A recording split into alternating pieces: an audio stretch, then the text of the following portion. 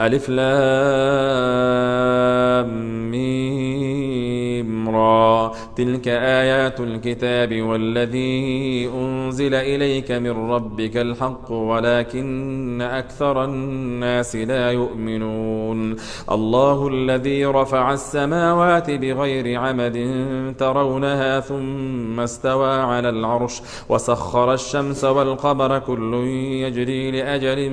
مسمى يدبر الأمر يفصل الآيات لعلكم بلقاء ربكم توقنون وهو الذي مد الأرض وجعل فيها رواسي وأنهارا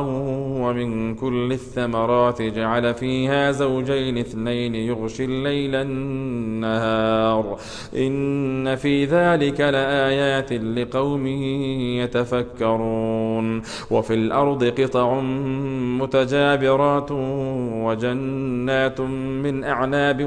وزرع ونخيل صنوان وغير صنوان يسقى بماء واحد ونفضل بعضها على بعض في الأكل إن في ذلك لآيات لقوم يعقلون وإن تعجب فعجب قولهم أإذا كنا ترابا أإنا لفي خلق جديد أولئك الذين كفروا بآيات ربهم وأولئك الأغلال في أعناقهم وأولئك أصحاب النار هم فيها خالدون ويستعجلونك بالسيئة قبل الحسنة وقد خلت من قبلهم المثلات وإن ربك لذو مغفرة للناس على ظلمهم وإن ربك لشديد العقاب ويقول الذين كفروا لولا أنزل عليه آية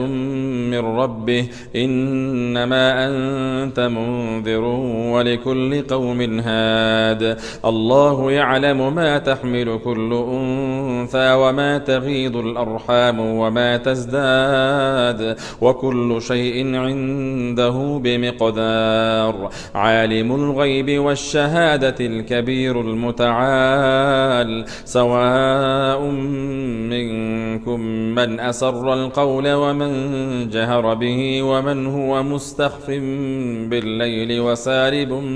بالنهار له معقبات من بين يديه ومن خلفه يحفظونه من أمر الله إن الله لا يغير ما بقوم حتى يغيروا ما بأنفسهم وإذا أراد الله بقوم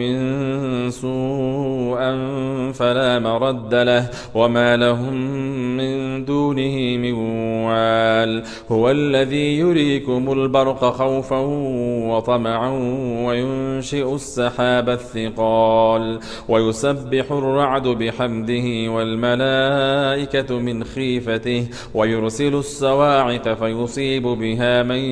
يشاء وهم يجادلون في الله وهو شديد المحال له دعوة الحق والذين يدعون من دونه لا يستجيبون لهم بشيء إلا كباسط كفيه إلى الماء ليبلغ فاه وما هو ببالغه وما دعاء الكافرين إلا في ضلال ولله يسجد من في السماوات والأرض طوعا وكرها وظلالهم بالغدو والآصال قل من رب السماوات والأرض قل الله قل أفاتخذتم من دونه أولياء لا يملكون لأنفسهم نفعا ولا ضرا قل هل يستوي الأعمى والبصير أم هل تستوي الظلمات والنور أم جعلوا لله شركاء خلقوا كخلقه فتشابه الخلق عليهم قل الله خالق كل شيء وهو الواحد القهار أنزل من السماء ماء فسالت أودية بقدر فاحتمل السيل زبدا رابيا ومما يوقدون عليه في النار ابتغاء حلية أو متاع زبد مثله كذلك يضرب الله الحق والباطل فأما الزبد فيذهب جفاء وأما ما ينفع الناس فيمكث في الأرض كذلك يضرب الله الأمثال للذين استجابوا لربهم الحسنى والذين لم يستجيبوا له لو أن لهم ما في الأرض جميعا ومثله معه لافتدوا به أولئك لهم عذاب أليم أولئك لهم عذاب لافتدوا به أولئك لهم سوء الحساب ومأواهم جهنم وبئس المهاد أفمن يعلم أن ما أنزل إليك من ربك الحق كمن هو أعمى إنما يتذكر أولو الألباب الذين يوفون بعهد الله ولا ينقضون الميثاق والذين يصلون ما أمر الله به أن يوصل ويخشون ربهم ويخافون سوء الحساب والذين صبروا ابتغاء وجه ربهم وأقاموا الصلاة وأنفقوا مما رزقناهم سرا وعلانية ويدرؤون بالحسنة السيئة أولئك لهم عقبى الدار جنات عدن يدخلونها ومن صلح من آبائهم وأزواجهم وذرياتهم والملائكة يدخلون عليهم من كل باب سلام عليكم بما صبرتم فنعم عقبى الدار والذين ينقضون عهد الله من بعد ميثاقه ويقطعون ما أمر الله به أن يوصل ويفسدون في الأرض أولئك لهم اللعنة ولهم سوء الدار الله يبسط الرزق لمن يشاء ويقدر وفرحوا بالحياة الدنيا وما الحياة الدنيا في الآخرة إلا متاع ويقول الذين كفروا لولا أنزل عليه آية من ربه قل إن الله يضل من يشاء ويهدي إليه من أناب الذين آمنوا وتطمئن قلوبهم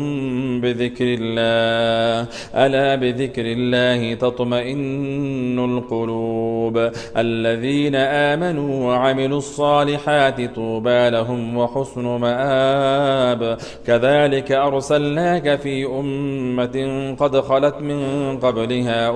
لتتلو عليهم الذي أوحينا إليك وهم يكفرون بالرحمن قل هو ربي لا إله إلا هو عليه توكلت وإليه متاب ولو أن قرآنا سيرت به الجبال أو قطعت به الأرض أو كلم به الموتى بل لله الأمر جميعا أفلم ييأس الذين آمنوا أن لو يشاء الله لهدى الناس جميعا ولا يزال الذين كفروا تصيبهم بما صنعوا قارعة أو تحل قريبا من دارهم حتى يأتي وعد الله إن الله لا يخلف الميعاد ولقد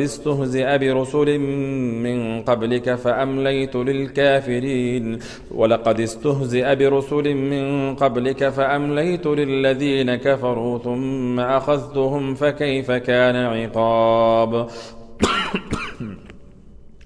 أفمن هو قائم على كل نفس بما كسبت وجعلوا لله شركاء قل سموهم أم تنبئونه بما لا يعلم في الأرض أم بظاهر من القول بل زين للذين كفروا مكرهم وصدوا عن السبيل ومن يضلل الله فما له من هاد لهم عذاب في الحياة الدنيا ولعذاب الآخرة أشق وما لهم من الله من واق الواق مثل الجنة التي وعد المتقون تجري من تحتها الأنهار أكلها دائم وظلها تلك عقبى الذين اتقوا وعقبى الكافرين النار والذين آتيناهم الكتاب يفرحون بما أنزل إليك ومن الأحزاب من ينكر بعضه قل إني أمرت أن أعبد الله ولا أشرك به قل إنما أمرت أن أعبد الله ولا أشرك به إليه أدعو وإليه مآب والذين آتيناهم الكتاب يفرحون بما أنزل إليك ومن الأحزاب من ينكر بعضه قل إنما أمرت أن أعبد الله ولا أشرك به إليه أدعو وإليه مآب وكذلك أنزلناه حكما عربيا ولئن اتبعت أهواءهم بعدما جاءك من العلم ما لك من الله من ولي ولا واق ولقد أرسلنا رسلا من قبلك وجعلنا لهم أزواجا وذرية وما كان لرسول أن يأتي بآية إلا بإذن الله لكل أجل كتاب يمحو الله ما يشاء ويثبت وعنده أم الكتاب وإما نرينك بعض الذين نعدهم أو نتوفينك فإلينا مرجعهم فإنما عليك البلاغ وعلينا الحساب أولم يروا أنا نأتي الأرض ننقصها من أطرافها والله يحكم لا معقب لحكمه وهو سريع الحساب وقد مكر الذين من قبلهم فلله المكر جميعا يعلم ما تكسب كل نفس وسيعلم الكفار لمن عقبى الدار ويقول الذين كفروا لست مرسلا قل كفى بالله شهيدا بيني وبينكم ومن عنده علم الكتاب